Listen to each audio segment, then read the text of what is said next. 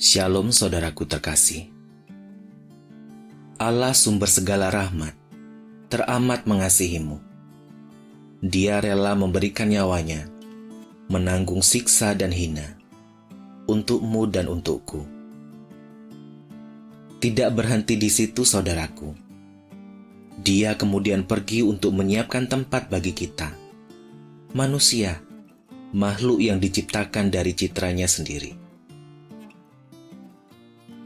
Ketika dia pergi, tidak dibiarkannya kita bertahan sendiri. Penolong agung Sang Roh Kudus selalu ada menemani apapun yang terjadi. Saudaraku terkasih, aku mengerti betapa sulitnya mempercayai bahwa kita adalah makhluk Allah terkasih ketika duka dan kecewa melanda. Hati kita bertanya, mengapa kiranya segala penderitaan harus kita lalui, kekecewaan harus kita alami, dan sakit hati harus kita rasakan? Setiap manusia merasakannya. Setiap manusia pernah mengalaminya. Tapi bukankah Dia telah mewujudkan dirinya dalam rupa Yesus, manusia semanusia-manusianya, untuk dapat merasakan segala pedih dan luka yang terjadi dalam hidupnya? Allah kita, saudaraku, mengerti betul apa yang kau dan aku rasakan ketika kecewa dan terluka, sehingga Dia bisa menanggung derita itu bersama-sama dengan kita. Kau tidak sendirian, saudaraku. Kasih Allah selalu bersamamu. Hari ini akan kubagi beberapa ayat dari Alkitab untuk selalu mengingatkan bahwa Allah selalu ada. Dia selalu dekat.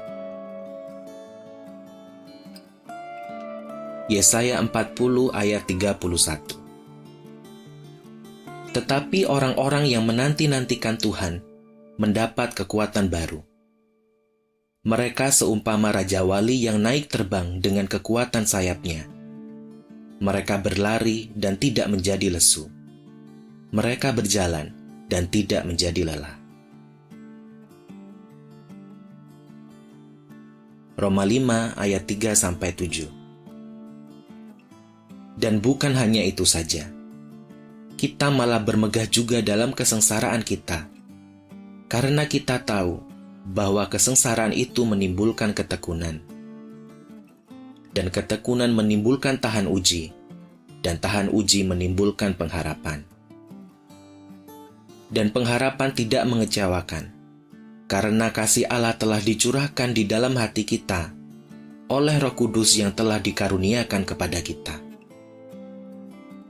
Karena waktu kita masih lemah, Kristus telah mati untuk kita, orang-orang durhaka, pada waktu yang ditentukan oleh Allah. Sebab tidak mudah seorang mau mati untuk orang yang benar. Tetapi mungkin untuk orang yang baik, ada orang yang berani mati. 2 Korintus 4 ayat 16-18. Jangan tawar hati, juga waktu menghadapi maut. Sebab itu kami tidak tawar hati. Tetapi meskipun manusia lahiriah kami semakin merosot, namun manusia batiniah kami dibaharui dari sehari ke sehari. Sebab penderitaan ringan yang sekarang ini mengerjakan bagi kami kemuliaan kekal yang melebihi segala-galanya, jauh lebih besar daripada penderitaan kami. Sebab kami tidak memperhatikan yang kelihatan, melainkan yang tak kelihatan, karena yang kelihatan adalah sementara, sedangkan yang tak kelihatan adalah kekal.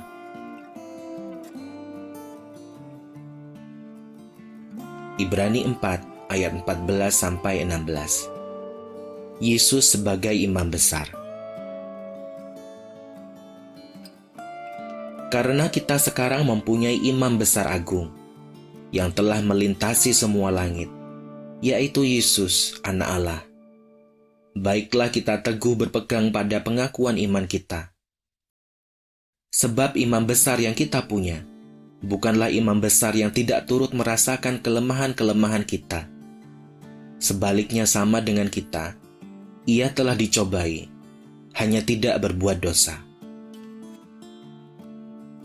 Sebab itu marilah kita dengan penuh keberanian menghampiri tahta kasih karunia, supaya kita menerima rahmat dan menemukan kasih karunia untuk mendapat pertolongan kita pada waktunya.